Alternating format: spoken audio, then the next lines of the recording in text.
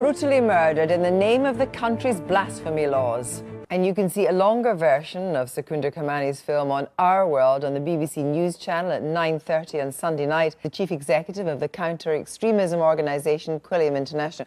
Good evening to you. What is your reaction to that film, Someone of Blasphemy? Has that been a cover in many ways, blasphemy accusation? I think this is more than that. I think if you look at the actual blasphemy laws, normally very tolerant versions. What the imams are saying here. Well, one of the things we saw, I mean, this is the most recent one, apart from the Barelwi moderate Sufi traditions. Or should we change? There's people in this country that fear to say that.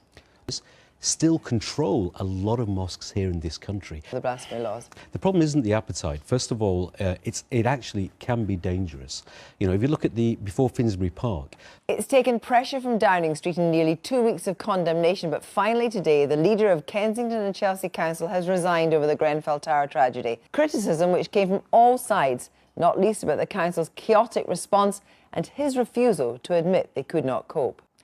Well, almost immediately after Paget Brown stepped down, the deputy leader of the council also resigned. Actual difference will it make to residents that Paget Brown has gone?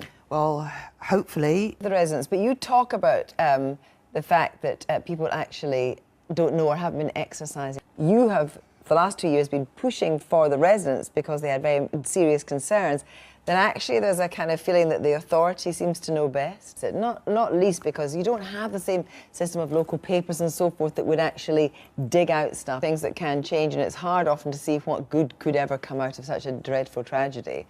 But the latest feature film to confront our insatiable carnivorous habits has been made not for the big screen but by Netflix. And I'm going to be joined by the film's co-writer John Ronson in a moment, but first a clip. Well, that's nearly all for tonight, but before we go, you won't have been able to visit a great maypole in London unless you were around in 1672. Have a great weekend. Good night.